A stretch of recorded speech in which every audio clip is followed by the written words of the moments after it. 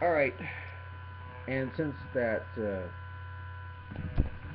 this will probably be deleted, I'm going to be focusing my attention on another camera,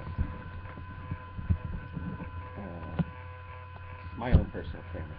I know I'm using this internet camera, but this is becoming a YouTube video, and it belongs to YouTube since I can't own it. So I will be directing my attention to this right here.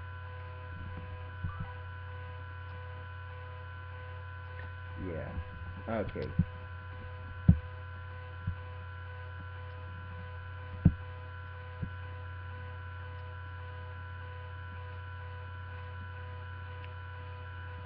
Hello.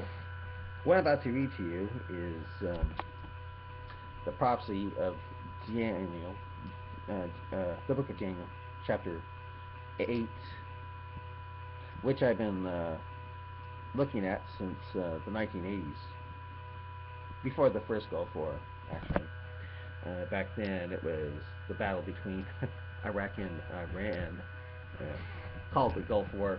But this, uh, I've been keeping an eye on Daniel chapter 8 since Reagan was president, because I thought Reagan would become the goat to hit the ram and break its two horns, and which would be uh, which I thought was Islam. Two horns would be Babylon. The two horns would be Sunni and Shia Islam. You know what I mean? But now I'm thinking maybe it would fit better with possibly America attacking Iran. You know, being the goat from the West. Well, anyway, I'll read what you think here, because I think this is talking possibly about Iran in our time, like I did 30 years ago. I've got a video of me reading chapter 8 and putting my own interpretation with it, thinking that Reagan was going to be the goat to attack Iran way back then. So it's kind of funny. Maybe I'll think Oblamer is the he goat this time when I read it again. Okay, Daniel chapter 8, verse 1. In the third year of Belshazzar, the king of the king, a vision appeared to me, Daniel, subsequent to the one which appeared to me previously. And I looked in the vision, and it came about while I was looking that I was in the citadel of Susa, which is in the province of Elam, and Elam is western Iran, on the border between Iran and Kuwait, I think. And I looked in the vision, and I myself was beside the Ulai Canal. Ulai Canal. Then I lifted up my gaze and looked, and behold, a ram. And I think this is talking about Islam.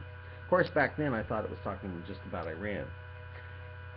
A ram which had two horns was standing in the front of the canal. Now the two horns were long, but one was longer than the other, with the longer one coming up last. And I think it's talking about Sunni Islam and Shia Islam being those two horns.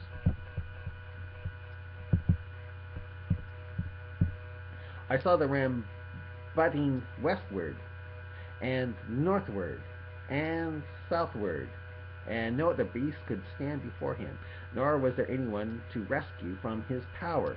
But he did as he pleased and magnified himself. And right now, no one can stop Iran, because we got Oblamer in the White House making it so Iran can get nuclear weapons. So that's what that could mean right there. I'm not really sure. Okay, while I was observing, behold, a male goat was coming from the west over the face of the whole earth without touching the ground. Get that? Not touching the ground? No boots on the ground? So it's going to be. So if you do go to a war with Iran, it'll probably be from the air only. It'll be, not touching the ground. No boots on the ground. Yeah. Oh, the face of all without touching the ground, and the goat had a conspicuous horn between his eyes. Could be a blamer. We'll see. All right. And he came up to the ram that had the two horns, which I think again is Sunnism and Islam and Shiism. Yeah. So this ram is probably more than just Iran, but it's also Islam. And he came up to the ram that had the two horns, which had been standing in front of the canal, and rushed at him with his mighty wrath. And I saw him come beside the ram, and he was enraged at him. And he struck the ram and shattered his two horns, and the ram had no strength to stand with him, to withstand him. So he hurled him to the ground and trampled on him, and there was none to rescue the ram from his power. So if this is a blamer, sounds like he's really going to smash Iran good and break the horns of Sunni and Shia Islam. Then the male goat magnified himself exceedingly. But as soon as he was mighty, the large horn was broken, and in its place there came up four conspicuous horns toward the four winds of heaven. So, toward the earth. In other words, to all of the world, sounds like. And out of one of them came forth a rather small horn, which grew great toward the south, toward the east, and toward the beautiful land, which I think is Israel. And I think this is talking about the Antichrist. And it grew up to the host of heaven, and caused some of the host of some of the stars to fall to the earth, and trampled upon them. And I think those stars are fallen angels. And it even magnified itself to be equal with the commander of the host. And it removed the regular sacrifice from him, and the place of the sanctuary was thrown down. And I think that regular sacrifice is talking about the abomination that makes desolate, standing in the place that ought not, which I think will probably be like what setting up an abomination in the temple, a rebuilt temple. And on account of the transgression, the host will be given over to the horn, along with the regular sacrifice, and it will fling truth to the ground and perform its will and prosper.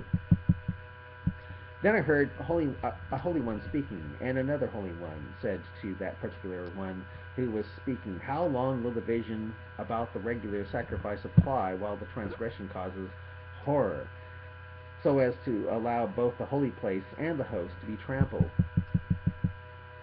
I guess how long will this Antichrist thing go on? And he said to me, "For 2,000, 3,000 evenings and mornings, then the holy place will be properly restored." Probably at Armageddon. And it came about when I, Daniel, had seen the vision, that I sought to understand it, and behold, standing before me was one who looked like a man. And I heard the voice of the man between the banks, and I heard the voice of a man between the banks of Ulai. And he called out and said, "Gabriel, give this man an understanding of the vision." So he came near to where I was standing, and when he came, I was frightened and fell on my face. But he said to me, "Son of man, understand that the vision pertains to the time of the end." Now, while he was talking with me, I sank deep into a deep sleep. I sank into a deep sleep with my face to the ground, but he touched me and made me stand upright. And he said, "Behold, I am going to let you know what will occur at the final period of the indignation, for it pertains to the appointed time of the end. The ram which thou saw with the two horns represent the kingdoms of Media and Persia, where Iran is located right now. And the shaggy goat represents the kingdom of Greece, and the large horn that is between his eyes is the first king." And I think that's talking about Alexander the Great. And the broken horn and the four horns that arose in its place represent four kingdoms which arise from the nation, although not with his power. And the latter period of their rule, when the transgressors have run their course, a king will arise, insolent and skilled in intrigue. And I think this is talking about the Antichrist. And his power will be mighty, but not by his own power. Kind of like a blamer, you know. The only reason why a blamer does well is because he's got the media, which makes him.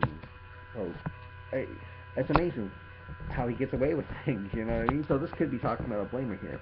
And his power will be mighty, but not by his own power. Yeah, not by his own brains. That's the danger. And he will destroy to an extraordinary degree and prosper and perform his will. He will destroy mighty men and the holy people. And through his shrewdness he will cause deceit to succeed by his influence. And he will magnify himself in his heart. And he will destroy many while they are at ease. He will even oppose the prince of princes. That's probably, in other words, oppose Jesus Christ a bit. But he will be broken without human agency. And the vision of the evenings and mornings will, which has been told, is true. But keep the vision secret, for it pertains to many days in the future. Then I, Daniel, was exhausted and sick for days. Then I got up again and carried on the king's business. But I was astounded at the vision, and there was none to explain it. And since my camera died, I think I'll stop it here. Bye.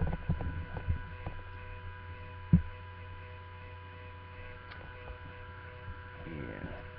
Stop it here. First I've got to find it so I can stop it. So, okay, looks like I'm about ready to stop it.